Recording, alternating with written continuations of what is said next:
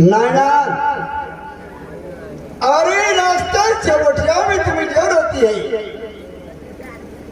तुम्हारी समय आ गई जिस समय का तुमने वादा किया था। 12 वर्ष तक रिश्वत लगा दिया, जिसमें 10 वर्ष चुका है, केवल बाकी 2 वर्ष। पापी, घबराने से पापी तुम ये अच्छा नहीं किया। तूने मेरे साथ में छल किया, पापी कपट किया। क्या तू भी नहीं कायर हो, कायर। नाना, सारी दुनिया तो भूल जाओ, सारी दुनिया का भूल जाओ।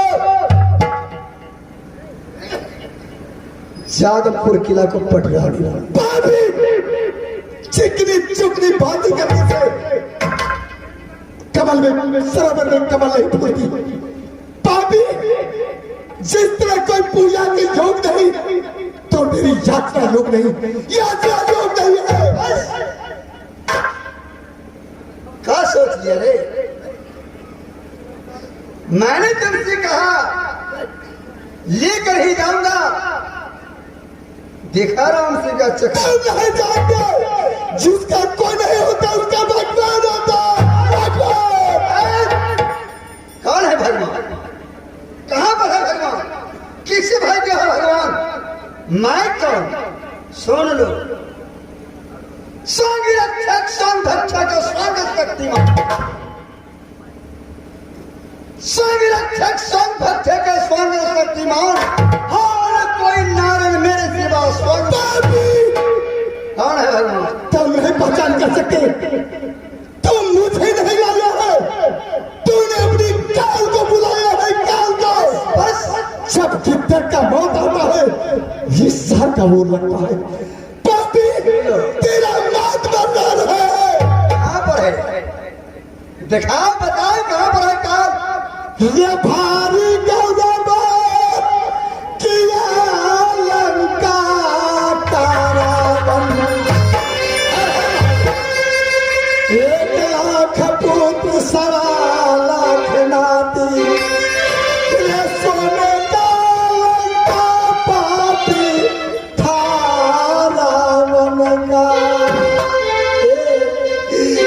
पाली में ये झड़ गया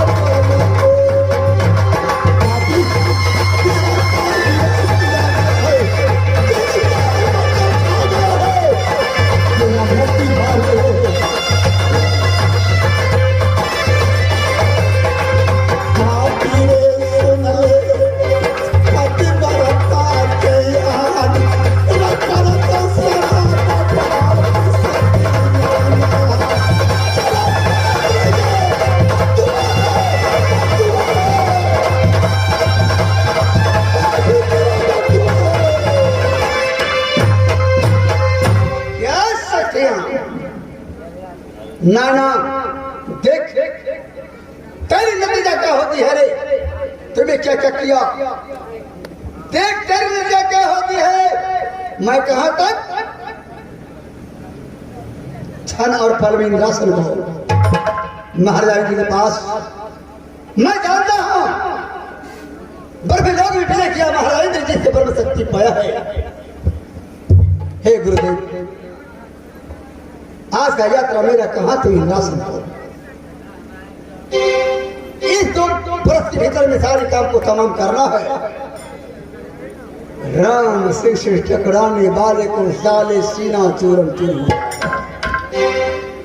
यह चलता राम श्री छाना और पल में विलास हो रहे शिव का फूक मार।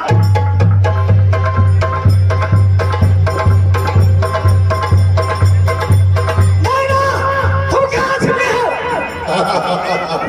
नैना तुम कहां छिपे हो?